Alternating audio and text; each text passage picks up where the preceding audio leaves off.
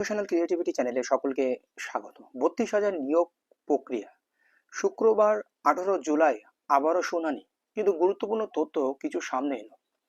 তো এই শুনানিতে বা এই ৩২,০০০ মামলায় শেষ পর্যন্ত কি হতে পারে সেটা সম্পূর্ণ বিচারের দিন। এবার আমরা অনেকে অনেকভাবে মন্তব্য করে চলেছি, কিন্তু বিচারপতির মাথায় কি চলছে সেটা আমরা এখনই তো বলতে পারবো না। কিন্তু বিভিন্ন আইনজীবী মহলে বা বিভিন্ন সূত্র মারফত খবর বা যারা এই মামলা নিয়ে চর্চা করছেন বা যারা আইনজীবী আছেন তাদের পক্ষ থেকে একটি খবর বারবার আসছেন যে ৩২,০০০কে রেখে দেবেন, এবং যারা বঞ্চিত রয়েছে, যারা পিটিশনার বা ক্যান ফাইল করেছেন তাদের একটা চাকরির দিশা যেটি ২০০৯-এর মতো হতে পারে। আমরা এর আগে দেখেছি এই বেঞ্চে জাস্টিস তপব্রত চক্রবর্তীর নেতৃত্বাধীন ডিভিশন বেঞ্চে কিন্তু আপার প্রাইমারি সমস্যার সমাধান হয়েছে প্রায় 10 বছরে।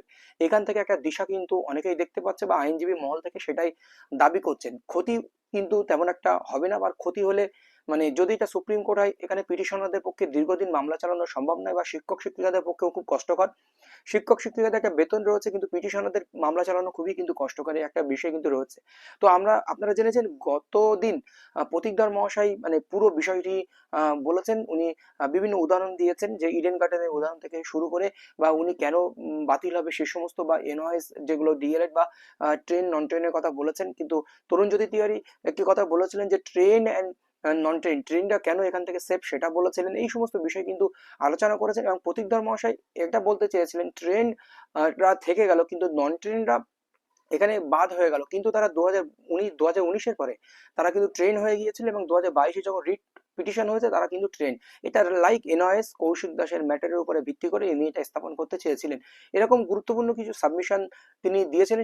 এটাও বলেছেন ট্রেন্ডে আমরা কোনো টাচ করছি না, এবং 165 এভিডেন্স অ্যাক্ট নিয়ে শুরু হয়েছিল, এবং ডিলে কজে যে সমস্যাগুলো রয়েছে সেগুলো নিয়ে কিন্তু এখানে তথ্য উঠেছিল, এবং অ্যাপটিটিউড টেস্ট নিয়ে খুব গুরুত্বপূর্ণ তথ্য তিনি তুলে ধরেছিলেন। যে যেখানে 30 জনকে ডাকা হয়েছিল, 17 জন বলেছে যে ইন্টারভিউ হয়নি, আর 13 জন বলেছে ইন্টারভিউ মানে অ্যাপটিটিউড টেস্ট হয়েছে। তাহলে এই 13 জনের কথায় মূল্য দেওয়া হলো না, 17 জনের কথায় মূল্য দেওয়া হলো? আর এখানে 700 জন যে ছিল তাদেরকে সবাইকে কেন ডাকা হয়নি, এই প্রশ্ন কিন্তু উঠেছে। এবার পরের দিন যে শুনানি হবে, এই শুনানিতে শিক্ষক শিক্ষিকাদের প্রায় বলা শেষ। যদি শিক্ষক শিক্ষিকাদের পক্ষে বলার থাকে কি 2-1 জন বলতে পারে, বা বিভিন্ন সংগঠন থেকে। কিন্তু যেটা খবর, রিট পিটিশনারদের পক্ষ থেকে খুবই তাড়াতাড়ি শুরু করবে। আগামীকাল বা পরের দিন রিট পিটিশনারদের পক্ষ থেকে বলবেন। রিট পিটিশনারদের পক্ষ থেকে বলার পর ক্যান ফাইল যারা করেছে সেই ক্যান ফাইলের পক্ষ থেকে, এবার ক্যান ফাইল কারা করেছে, ক্যান ফাইল যারা বঞ্চিত রয়েছে, যেমন 82 পাওয়া বা বিভিন্ন ক্যান্ডিডেট আছে, আমরা বঞ্চিত, আমরা এই কারণে বঞ্চিত, বিভিন্ন জায়গা থেকে। আমি জাস্ট 82 উদাহরণ দিলাম, এবং অনেকে রয়েছে বিএড ক্যান্ডিডেট বা নন ট্রেন ক্যান্ডিডেট, বিভিন্ন ক্যান্ডিডেট কিন্তু এখানে ক্যান ফাইল করে নিয়োগের দাবি করেছেন বিভিন্ন উদ্দেশ্য। সেই সমস্ত পক্ষ থেকে তারা কেন বঞ্চিত সেই সমস্ত তথ্যগুলো উঠে আসবে ক্যান ফাইল পড়ার পরে। এবার আসবে রিপ্লাই পর্ব। মানে বোর্ড বলেছেন, কল্যাণ বন্দ্যোপাধ্যায় বলেছেন, এখানে আরো শিক্ষক শিক্ষিকাদের পক্ষে আরো অ্যাডভোকেটরা বলেছেন, কিন্তু পরবর্তী দিনে ক্যান ফাইল বা রিট পিটিশনারদের মানে তিওয়ারির পক্ষ থেকে বলার পরে কিন্তু একটা রিপ্লাইয়ের সুযোগ দেওয়া হবে বোর্ডকে, বা বোর্ডের কাছে বিভিন্ন কোশ্চেন ছুড়ে দেওয়া হবে। তখন কিন্তু জাজ বিভিন্ন কোশ্চেন দুই পক্ষের কাছে ছুড়ে দেবেন, মূলত বোর্ডের কাছে ছুড়ে দেবেন, এবং ইন সার্ভিস শিক্ষক শিক্ষিকাদের পক্ষ থেকে ছুড়ে দেবেন। সবচেয়ে বড় খবর যে আগের দিন আপনারা দেখেছেন, প্রথমে শুনানি শুরু হওয়ার আগে সুপ্রিম কোর্ট থেকে অ্যাপিয়ার করেছেন সিনিয়র অ্যাডভোকেট মীনাক্ষী আরোরা। উনি কিন্তু বিষয়টি বলছিলেন যে আমাকে পরবর্তীতে রিপ্লাই পর্বে মানে সুযোগ দেওয়া হয়েছে ওনাকে, উনি সুযোগ চেয়েছিলেন 10 মিনিট থেকে 15 মিনিট, উনি রিপ্লাই পর্বে সুযোগ দেবে। রিট পিটিশনার বা ক্যানফাইল যারা আছেন সবাই বলে দেওয়ার পরে উনি একদম শেষে গিয়ে ইন সার্ভিস হয়ে সুযোগ। আপনারা জানেন যে সিঙ্গেল বেঞ্চে উনি কিন্তু অ্যাপিয়ার করেছিলেন একটা দিন এই মামলার উপরে ভিত্তি করে, সেই জন্য এই মামলার ওনার কিন্তু অভিজ্ঞতা রয়েছে। এবার একটি বিষয় আমরা এখানে আসবো, তো এই মামলায় একটা সেটেলমেন্টের জায়গায় যেতে পারে। এইবার আমরা একটা কথা খুব গুরুত্বপূর্ণ প্রশ্ন মনে হচ্ছে, যে 42,000 যে স্ক্যাম বা করাপশন নিয়ে যারা অভিযুক্ত, তারা 16,500-তে মানে ইন্টারভিউ দিয়েছিল, সেখানেও চাকরি পায়নি। 42,000-ও চাকরি পায়নি, তারা শেষ পর্যন্ত কোর্টে দ্বারস্থ হয়েছে। তারা কিন্তু 16,500-তেও বঞ্চিত হয়েছে, যেখানে 42,000-এ যারা চাকরি পায়নি লো কাট আপ, তারা 16,500-তে গিয়ে চাকরি পেয়েছে, কিন্তু সেখানেও তারা চাকরি পায়নি, তাদের এতটাই লো কাট আপ। তারপরে তারা দুর্নীতির অভিযোগ তুলেছে যে দুর্নীতি হয়েছে। এবার ওই দুর্নীতির অভিযোগে কোথাও কিন্তু অ্যাপটিটিউড টেস্ট লেখা হয়নি, যে অ্যাপটিটিউড টেস্ট হয়নি, দুর্নীতির অভিযোগ কিন্তু ওখানে ছিল না, তারপরেও এটি পুরো বাতিল করা হয়েছে, এরকম একটি কথা উঠে আসছে। এইবার সবচেয়ে বড় বিষয় যে 42,000 যে শিক্ষক শিক্ষিকা, ট্রেন হোক আর নন ট্রেন হোক, সবার নিকট থেকে একটা সময়ে মনে করেন যে দুবার করে কিন্তু সবাই ডকুমেন্টস জমা দিয়েছিল, যে সিবিআই কাস্টোডিতে রয়েছে বিষয়টি, সেই জন্য সিবিআই ডকুমেন্টস জমা নিয়েছিল কাগজে করে। প্রত্যেক কনসার্ন এসআই অফিস থেকে কিন্তু শিক্ষক শিক্ষিকাদের তথ্য জমা দিতে হয়েছিল। সেই তথ্যের উপরে ভিত্তি করে অনেক টিচার ডাকও পেয়েছিল, কিন্তু সিবিআই পাজেল হয়ে গিয়েছিল কিভাবে যে এখানে দুর্নীতি কোথায়। এই সমস্ত তথ্য কিন্তু সিবিআই দিতে পারেনি এখনো পর্যন্ত। কোন কোন টিচার দুর্নীতির সঙ্গে যুক্ত সেই সমস্ত তথ্য কিন্তু সিবিআই এখনো পর্যন্ত দিতে পারেনি, এটা রহস্যজনক বিষয়।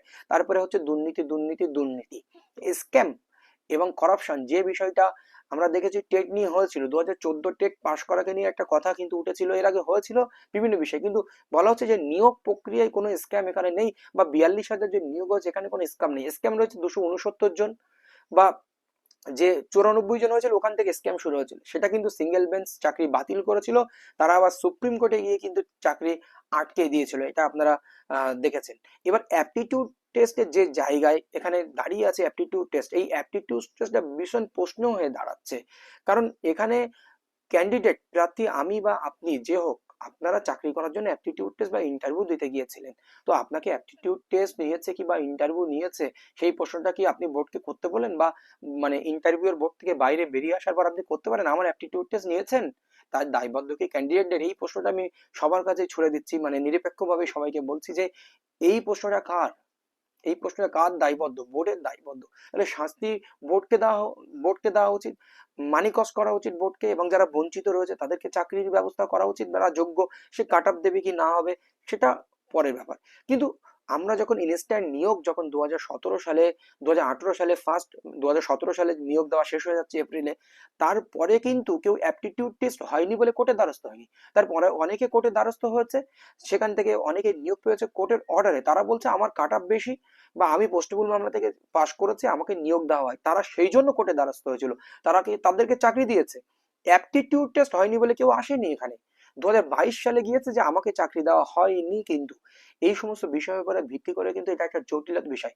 এবার এই 16,500 যারা চাকরি পায়নি, তার মধ্যে 140 জন কোর্টে দ্বারস্থ হলো তাদের লো কাট অফ বলে। এর মধ্যে আবার দেখা যাচ্ছে কয়েকজন আবার বলছে 2014 কাট অফ ক্লিয়ার করতে পারছে, সেই বিষয়টা আলাদা।